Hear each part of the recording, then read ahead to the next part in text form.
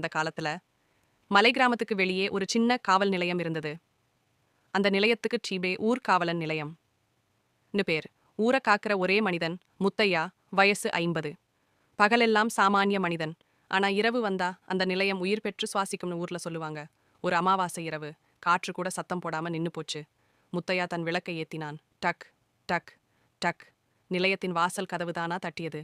யாருன்னு கேட்டான். பதில் இல்ல. கதவை திறந்ததும் வெளியே ஒரு பெண் நின்னுக்கிட்டு இருந்தா. முடி முழுக்க முகத்தை மூடிட்டு, கால்கள் தரையில ஒட்டாம கொஞ்சம் மேல மிதந்த மாதிரி. ஐயா, ஊருக்குள்ள வர அனுமதி வேணும்னு சொன்னா. அவ குரல் மனித குரல் இல்ல, காற்று மூச்சு மாதிரி.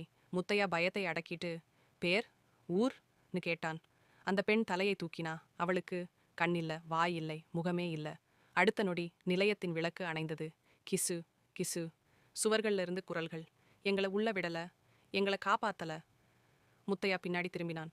அங்க 10 20 சாயல்கள். அனைத்தும் பழைய ஊர்க்காரங்க, அனைத்தும் இறந்தவர்கள். அந்த பெண் மீண்டும் பேசினா.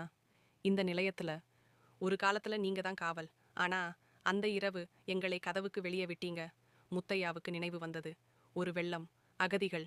கதவை பூட்டினான். தன் உயிர் காக்க அந்த நொடி நிலையத்தின் சுவர் நெருங்க ஆரம்பிச்சது. குரல்கள் சத்தமா மாறின. அடுத்த நாள் காலை ஊர்க்காரங்க வந்தபோது நிலையம் நின்றுக்கிட்டே இருந்தது. ஆனா உள்ள முத்தையா இல்லை. காவல் மேசையில் மட்டும் ஒரு பழைய பதிவேடு. அதுல கடைசி வரி, இனி இந்த ஊரை உயிரோட இல்லாதவங்க தான் காக்குறாங்க. அதுக்கப்புறம் அந்த நிலையம் இரவுல மட்டும் விளக்கு ஏறும். யாராவது உள்ள போனா திரும்பி வரல. இந்த கதை உங்களுக்கு பிடிச்சிருந்தா லைக் பண்ணுங்கள், ஷேர் பண்ணுங்கள், சப்ஸ்கிரைப் பண்ணுங்கள், கமெண்ட் பண்ணுங்கள். ஃப்ரெண்ட்ஸ், நன்றி.